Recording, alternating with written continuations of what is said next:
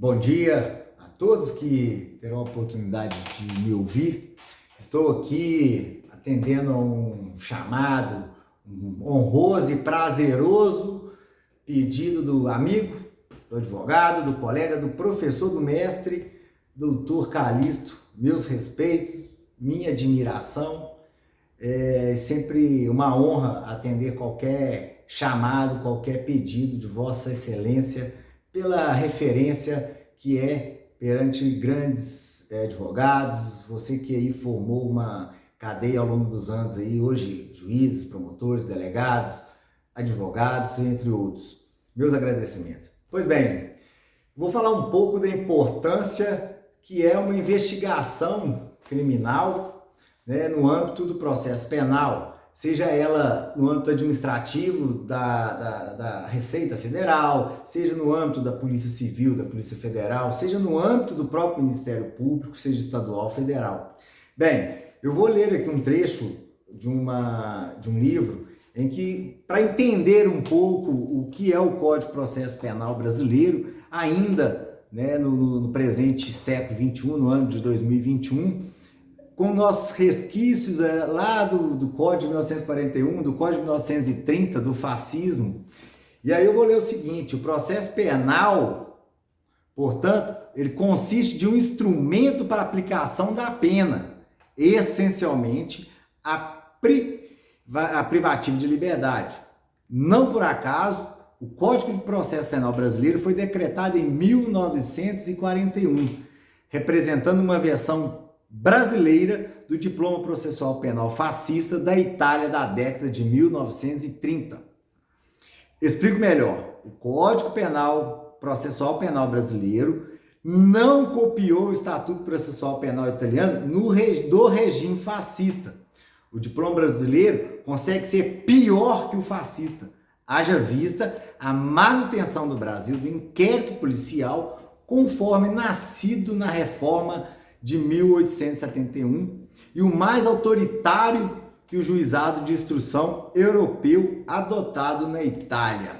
Pasmem, estamos aqui falando de um código, de uma fase prevista no nosso Código de Processo Penal que, ao meu ver, não deveria ter sido recepcionado pela nossa Constituição de 1988, onde firmou os preceitos constitucionais, o Estado Democrático de Direito, onde que o principal no âmbito do acusado é que seja garantido a ampla defesa e o contraditório, onde será exercido, por óbvio, na presença da defesa técnica, a indispensabilidade do advogado nos atos processuais. Bem, voltando ao tema principal, ao cerne da questão, vejamos, no inquérito, na fase de investigação, não há o exercício da ampla defesa e do contraditório. O advogado, por exemplo, ele pode acompanhar o seu cliente na oitiva, a própria testemunha pode ir assistida de um advogado, mas o advogado, naquela oportunidade, ele não está ali para exercer a defesa. Ele está ali principalmente para garantir que não haja coação, para garantir que aquele ato investigatório transcorra dentro da legalidade. Há hoje aí uma controvérsia e discute-se muito, né, o acesso à interceptação telefônica, a lei extremamente firme que deve ser precedida de decisão judicial devidamente fundamentada. A escuta, a interceptação, ela tem um prazo de 15 dias, podendo ser prorrogado desde que devidamente fundamentada, e a escuta telefônica, ela deve ser concedida, deve ser deferida quando não há outros meios investigatórios para conseguir apurar aquela suposta infração, bem como não ser o primeiro ato, ou seja, já há um acervo que demonstra os indícios de uma prática e que aquelas interceptações seriam indispensáveis, o que na prática não acontece. Então, o prazo de 15 dias, se começa no dia meia-noite de um dia, transcorrido 15 dias, meia-noite, ela deve parar, deve não continuar aquela escuta.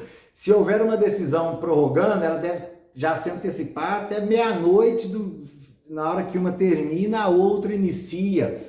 Caso haja aí 24 horas, 12 horas de escuta, de interceptações sem ordem judicial, você contamina todas as demais provas. Você declararia a nulidade daquele procedimento investigatório.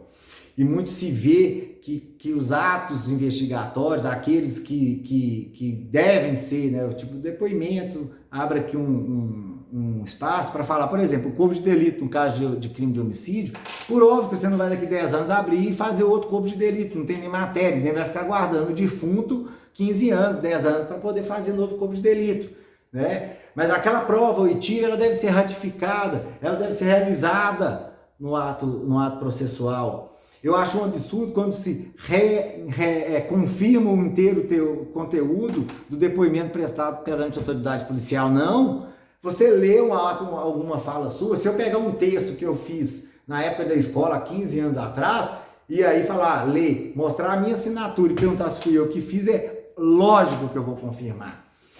Mas é importante o advogado saber trabalhar isso, porque muitas vezes as ilegalidades, né, do inquérito, você conseguindo trabalhar ela no âmbito judicial, você pode conseguir uma absolvição ou uma redução, pelo menos absolvição parcial, por ausência da prova judicial confirmatória àquele ato investigatório. É extremamente importante que seja regido e seja realizado todos os atos, seja qual for, em qual fase, seja investigatória ou judicial, devem ser necessariamente realizados dentro da estrita legalidade. Só há crime, né, quando você infringe uma lei que afirma que aquela prática ela é um crime. Então, o crime ele é regido pela legislação, pelo ato normativo. Agora, aquele que investiga, aquele que acusa, aquele que defende e aquele que julga também estão sobre os pilares, sobre a égide da legalidade, da norma regente. Então, para você investigar e para você acusar, você também deve seguir leis. Não há fundamentação, não há nada de legal que você infringe uma lei para punir alguém que infringiu outra lei. É extremamente importante que o processo penal seja trabalhado na sua mais ampla concepção. Eu digo que muitas vezes eu trabalho eu sou muito mais o processo penal que propriamente o direito penal. Às vezes a prática ela é descrita no Código Penal como crime, tudo bem. Então eu não vou conseguir desclassificar aquela conduta no âmbito do direito penal. Mas eu vou conseguir desclassificar a conduta porque a prova que consta no acervo probatório, ela foi eivada de vício. Então, um vício no início ele pode contaminar todas as demais provas. Vejamos que o inquérito, a fase investigatória, ela não é a prova da materialidade, da prática. Ela é um indício que gera a justa causa para que, assim entendendo, o membro do Ministério Público ofereça a denúncia e aí tem o pontapé inicial para persecução penal, onde, após a ampla defesa do contraditório, ao final você pode chegar ao edito condenatório ou absolutório, sempre valendo-se da prova judicial para proferir um edito condenatório. Em síntese, meus amigos, o mais importante é que, como o inquérito policial, né, o próprio inquisitivo e pela ausência de exercício da ampla defesa, contraditório, ele é evado muitas vezes da ilicitude de ilegalidades, mas, porém, por constar nos autos, acarreta em condenações, em punições, muitas vezes disfarçada de ilegalidade, pautada no inquérito. No inquérito, aquele que, conforme disse o autor Paulo Thiago Fernandes, em um seu livro que chama Indúbio Pró-Sociedade, que infelizmente acarreta em punição por meios ilegais, ou seja, alguém que descumpriu a lei é punido por outrem que descumpriu a lei para puni-lo. Meu abraço, espero ter levado um mínimo de informação em pouco tempo. Me coloco à disposição, Felipe André Laranjo. Um abraço a todos.